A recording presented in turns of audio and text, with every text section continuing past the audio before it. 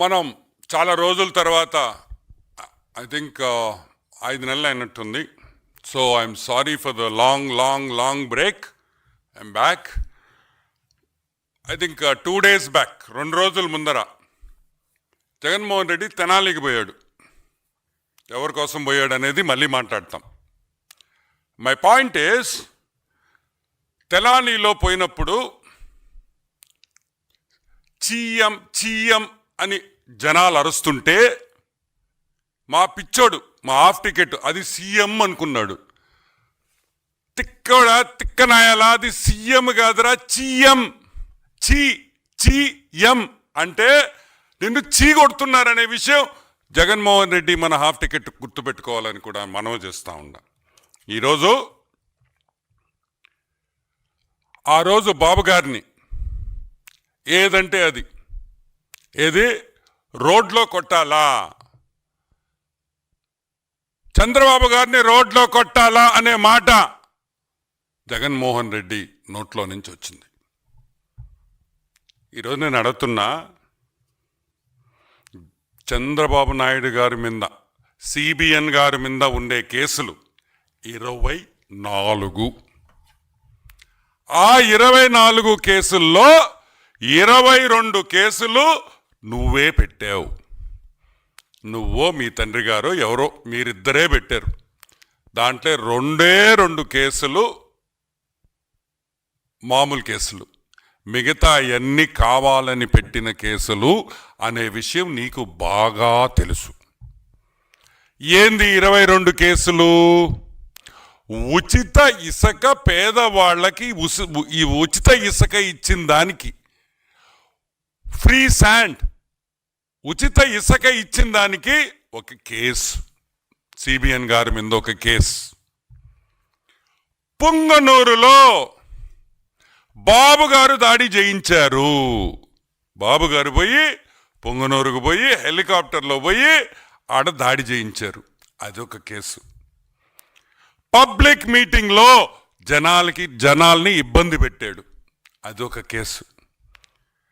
సభలో, ఒక పబ్లిక్ మీటింగ్లో, ఒక సభలో లౌడ్ స్పీకర్లు వాడారు, అది ఒక కేసు. తిక్క చాదస్తం కాకపోతే అసలు ఈ కేసులా? కరోనా మీద అవగాహన చేసిన దానికి సోషల్ మీడియాలో ఒక కేసు. ఇన్ని కేసులు పెట్టి బాబు గారి మీద దొంగ కేసులు పెట్టి ఎవరితో పోలుస్తాడు మా హాఫ్ టికెటు? పాయింట్ ఈస్, ఇక్కడ మీరందరూ అర్థం చేసుకోవాల్సింది ఏంటంటే, ఎవరితో పోల్చాడు సిబిఎన్ గారిని? తెనాలిలో 3 రౌడీ షీటర్లతో పోలుస్తాడు. 3 రౌడీ షీటర్లు, పిల్లకాయలు. ఎవరు వాళ్ళ? 3 పిల్లకాయలు, చిన్న పిల్లలు అని ఈ తిక్కలోడు మాట్లాడతాడు జగన్మోహన్ రెడ్డి. ఒకడు 1 కేజీ గాంజాతో దొరికాడు. 1 కేజీ గాంజాతో దొరికినోడు పిల్లోడంట, చిన్న పిల్లోడు. ఒక అమ్మాయి, ఒక ఆటో డ్రైవర్ మీద దాడి చేస్తే వాడు చిన్న పిల్లోడు. ఒక అమ్మాయిని రేప్ చేయబోతే వాడు చిన్న పిల్లోడు. ఒక ఆటో దొంగలిస్తే పట్టుకుంటే వాడు చిన్న పిల్లోడు. ఒక పోలీస్ కానిస్టేబుల్ మీద హత్యా ప్రయత్నం చేస్తే వాడు చిన్న పిల్లోడు. వాళ్ళ కోసం మా తిక్కలోడు వాళ్ళ కోసం తెనాలికి పోయి పరామర్శిస్తాడు. పరామర్శించింది కాకుండా చంద్రబాబు నాయుడుతో పోలుస్తాడు. ఈరోజు నేను అడుగుతున్నా, 1 సంవత్సరం అయింది నువ్వు ఓడిపోయి. ఈ సంవత్సరంలో అయినా మందులు తీసుకొని బాగవచ్చు కదా? ఈ సంవత్సరం అయిన తర్వాత మందులు తీసుకొని బాగవచ్చు కదా? ఏమైంది జగన్మోహన్ రెడ్డి నీకు? నువ్వు మారవా? ఎవరితో ఎవరిని పోల్చాలో కూడా తెలియదా? గాంజాయి, అమ్మాయిల్ని రేపు, పోలీస్ కానిస్టేబుల్ హత్యా ప్రయత్నం చేస్తే వాళ్ళు చిన్న పిల్లకాయ.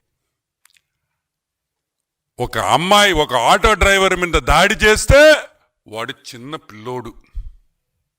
ఒక అమ్మాయిని రేప్ చేయబోతే వాడు చిన్న పిల్లోడు. ఒక ఆటో దొంగలిస్తే పట్టుకుంటే వాడు చిన్న పిల్లోడు. ఒక పోలీస్ కానిస్టేబుల్ మీద హత్యా ప్రయత్నం చేస్తే వాడు చిన్న పిల్లోడు. వాళ్ళ కోసం మా తిక్కలోడు వాళ్ళ కోసం తెనాలికి పోయి పరామర్శిస్తాడు. పరామర్శించింది కాకుండా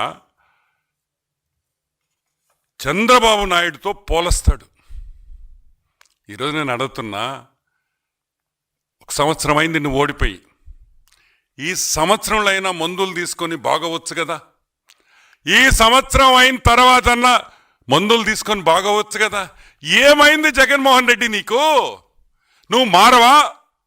ఎవరితో ఎవరిని పోల్చాలో కూడా తెలియదా? గాంజాయి, అమ్మాయిల్ని రేపు, పోలీస్ కానిస్టేబుల్ హత్యా ప్రయత్నం చేస్తే వాళ్ళు చిన్న పిల్లకాయలు. నువ్వేంద్రే? ఈరోజు మేము అడుగుతున్నాం, నువ్వేంద్రే అని అడుగుతున్నాం. నువ్వు కూడా చిన్న పిల్లకాయడివా?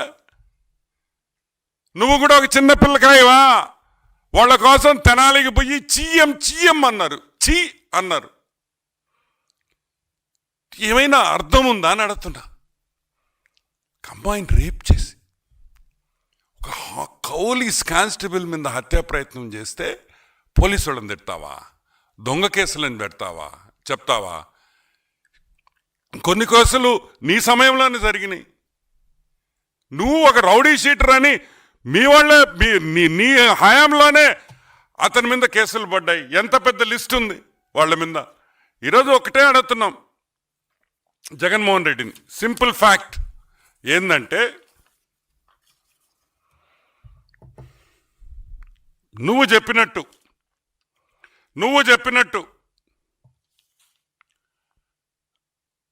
చంద్రబాబు నాయుడిని రోడ్లో ఈ కేసుల కోసం కొట్టాలంటే నిండు 3452 సార్లు కోర్టు కేసుల్లో వాయిదా తెచ్చుకున్న ఏకైక మగాడు హాఫ్ టికెట్. అది మగోడు కాదు, ఏకైక హాఫ్ టికెట్ జగన్మోహన్ రెడ్డి అని కూడా నేను మనవి చేస్తా ఉన్నా. సరే, పెద్ద లాయర్లు పెట్టుకున్నాం. Who is who of the legal industry? Harish Salve, Abhishek Sanghvi, Mukul Rohatgi, ఇటువంటి పెద్ద లాయర్లు పెట్టుకొని ఈరోజు నువ్వు జైల్లో నుంచి తప్పించుకొని కేసుల్లో ఈ రోజుకి కూడా ట్రయల్ చేయకుండా నువ్వు బయటపడుతున్నావంటే దేనివల్ల అని కూడా నేను మీకు ఎక్స్ప్లెయిన్. దేంతో కొట్టాలి అని అడుగుతున్నాం. ఈ రోజు నిన్ను దేంతో కొట్టాలి? చెప్పుతో కొట్టాలా? చెప్పుతో కొట్టాలా? ఎందుకంటే ముగ్గురు హీనుళ్ళు, ముగ్గురు రౌడీ షీటర్లు, రేపులు, గంజాయి కేసుల్లో ఇరుక్కున్న వాళ్ళతో పోల్చి చంద్రబాబు నాయుడిని వాళ్ళలాగా లేడని చెప్పి రోడ్డు మీద వచ్చి కొట్టమంటావా బాబు గారిని? ఈరోజు మేము అడుగుతున్నాం, నీ గురించి మాట్లాడతాం, వాళ్ళ గురించి పక్కన పెట్టు. 31 కేసులు ఉన్నాయి నీ మీద. ఈడీ కేసులు 7, సిబిఐ కేసులు 11. ఇప్పుడు నిన్ను దేంతో కొట్టాలి అని అడుగుతున్నాం.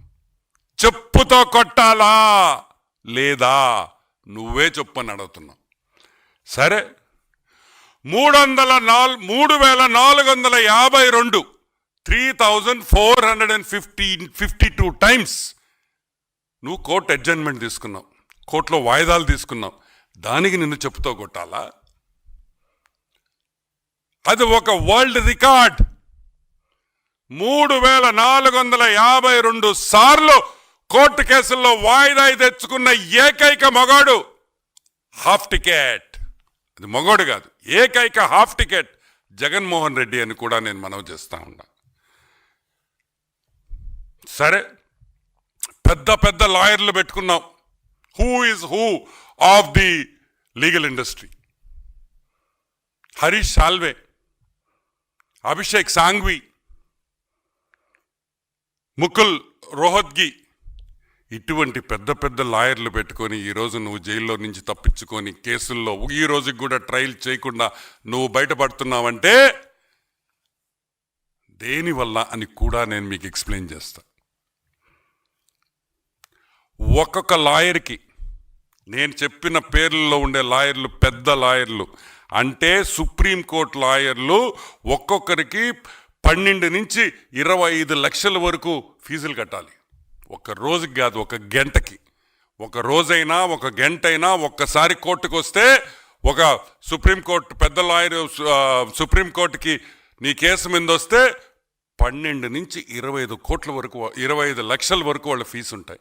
ఈరోజు నేను అడుగుతున్నాను, ఈ రోజుకి ఆల్మోస్ట్ మా లెక్క ప్రకారం 6,904 కోట్ల రూపాయలు 3,904 crores ఈరోజు ఓన్లీ లీగల్ ఫీజ్లో జగన్ ఖర్చు పెట్టినాడని మా అంచనా. ఎందుకంటే ఈ రోజుకి ఈ కేసులు స్టార్ట్ అయ్యి 5,000 రోజులైంది. 5,000 రోజులు, ఒక రోజు 2 రోజులు కాదు. చిన్న కేసులు అరెస్ట్ చేస్తే కరెక్ట్గా సంవత్సరంన్నరలో కేసు తీర్పిచ్చేస్తూ ఉన్నారు. ఈరోజు మేము అడుగుతున్నాం, 5,000 రోజులైంది జగన్మోహన్ రెడ్డి హాఫ్ టికెట్. ఈ రోజు కూడా నీ మీద వేసిన కేసుల్లో ఈరోజు ఒక్క విచారణ ఒక్క కేసులో కూడా జరగలేదు. అసలు ట్రైలు మొదలే కాలేదు. దీనికి నిన్ను చెప్పుతో కొట్టాలా అని మేము అడుగుతున్నాం.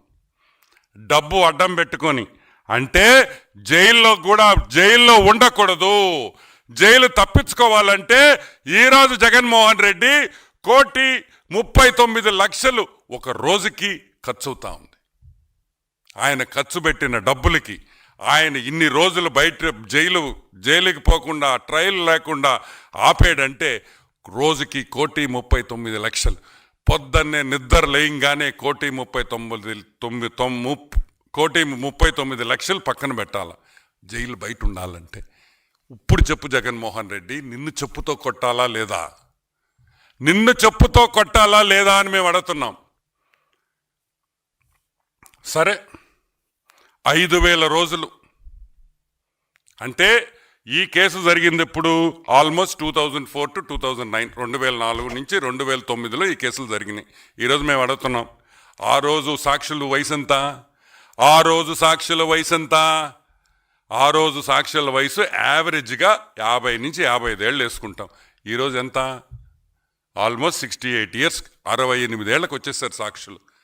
ఏమి గుర్తుంటాయి 5,000 రోజుల తర్వాత అని అడుగుతున్నాం. సాక్షులు కొంతమంది చనిపోయారు. అంటే నీ డబ్బు అడ్డం పెట్టుకొని నువ్వు తప్పు చేయకపోయి ఉంటే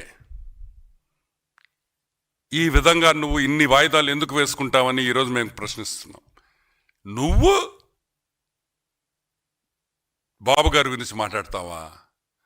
నువ్వు నీతి నిజాయితీ గురించి మాట్లాడతావా? ఇన్ని కేసులు పెట్టుకొని ఇన్ని వేల కోట్లు నువ్వు ఖర్చు పెడుతూ చంద్రబాబు నాయుడిని రోడ్డు మీద కొట్టాలా? నిజంగా ఏవైనా అర్థం ఉందా అని కూడా మేము అడుగుతున్నాం. అదే కాదు, ఈరోజు వైసీపీ నాయకులు ఉన్నారు. ఈరోజు వైసీపీ నాయకులు ఉన్నారు. మొన్న 100 రోజుల కాల 150 రోజుల కాల ఈ కేసులై ఏం చెప్తున్నారు? గుర్తు లేదు, మాకు తెలియదు, మేము అక్కడ లేము, మేము మర్చిపోయాము, ఈ సాకులు చెప్పి బయటపడుతుంటే మరి 5,000 రోజులు ముందర ఉండే సాక్షులకి ఏమి గుర్తుంటుంది అని నేను అడుగుతున్నా. అంటే నువ్వు తప్పు చేసేవు కాబట్టి, నువ్వు చేసిన పాపాలు, నువ్వు సంపాదించిన డబ్బులు, అవినీతి సొమ్ముని ఈ కేసుల్లో నువ్వు సంపాదించావు కాబట్టే ఈరోజు 1,39,00,000 ఈరోజు నువ్వు రోజుకి ఖర్చు పెట్టుకొని జైల్లో బయట ఉంటున్నావు అని కూడా నేను మనవి చేస్తా ఉన్నా. ఒక నాయకుడు మీద మాట్లాడేటప్పుడు ఆలోచించుకొని మాట్లాడాలి. రోడ్డు మీదకి వస్తే చెప్పుతో కొట్టాలి. ఈరోజు నేను అడుగుతున్నా, అసలు నీకు సిగ్గుందా అని అడుగుతున్నా, కామన్ సెన్స్ ఉందా అని అడుగుతున్నా. అమ్మాయిల్ని రేప్ చేసిన వాళ్ళని, పోలీస్ స్టేషన్లో చంపిన వాళ్ళని, పోలీస్ కానిస్టేబుల్ మీద హత్యా ప్రయత్నం చేసిన వాళ్ళని నువ్వు పోయి పరామర్శిస్తావా?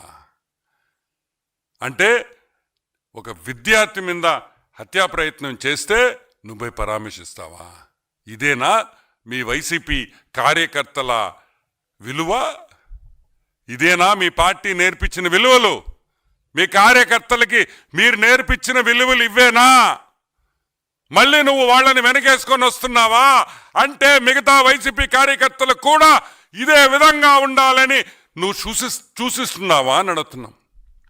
ఇదే విధంగా ఉండండి అని మీ కార్యకర్తలకి చెప్తున్నావా? నేను అదే విధంగా ఉండా కాబట్టి మీరు అదే విధంగా ఉండండి అని నువ్వు చెప్తున్నావా? నువ్వు ఏం మెసేజ్ ఇస్తున్నావు వైసీపీ కార్యకర్తలకి?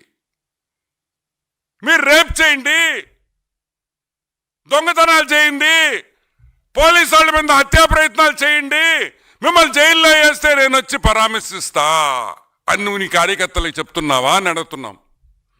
మళ్ళీ పోలీసు వాళ్ళ మీద విమర్శలు, వాళ్ళు తప్పు చేశారని. ఏం చేయాలా? కాదురా, ఏం చేయాలరా? నాకు చెప్పండి రా, ఏం చేయాలా? హత్యా ప్రయత్నం చేస్తే ముద్దు పెట్టాలా? అమ్మాయిల మీద దాడి చేస్తే ముద్దు పెట్టాలా? దండయ్యాలా? ఏం చేస్తారు పోలీసు వాళ్ళు? మీరు హత్యా ప్రయత్నాలు చేసుకుంటా మేము వైసీపీ అనగానే ఆ పిచ్చోడు వస్తున్నాడని చెప్పేసి పోలీసు వాళ్ళు గమ్ముగా ఉండాలా? ఇంకొక ఆయన అంబాటి రాంబాబు, ఆయన పొళ్ళు కొరికాడంట. పొళ్ళుట తిక్కనా కొడక, పొళ్ళు ఓడగొడతారా రే? ఏంద పొళ్ళు? పోలీసు వాళ్ళని చూసి ఏం చేస్తావా? ఏం చేస్తావు? మేమనేది ఒకటే, ఈ రోజుకైనా జగన్మోహన్ రెడ్డి బయటకు రావాలి. ఇంకా ఎన్ని రోజులు నీ కేసులు ట్రయల్కి వచ్చేదానికి, ఎన్ని రోజులు నీకు ఈ కేసులు జరుగుతాయి? ఇంకొక 5,000 రోజులు జరగద్దా? ఇప్పుడు 5,000 రోజులు జరిగినాయి, ఇంకా హౌ లాంగ్? ఈరోజు మేము ప్రశ్నిస్తున్నాం. ఇంకా ఎన్ని? 2,000 రోజుల, 3,000 రోజుల, 4,000 రోజుల, 10,000 రోజుల? ఎంతమంది హైకోర్టు జడ్జిలు మారారు? సుప్రీంకోర్టు జడ్జిలు ఎంతమంది మారారు ఈ 5,000 రోజుల్లో? నీకు సంబంధించిన నీ ట్రయల్ కోర్టు జడ్జిలు ఎంతమంది మారారు ఈ 5,000 రోజుల్లో? ఏం జరుగుతుందని అడుగుతున్నాం. నువ్వు మొగోడువైతే రా, కోర్టుకు పో, ఏ వాయిదా అడగను, నాకొద్దు, వాయిదాలు వద్దు.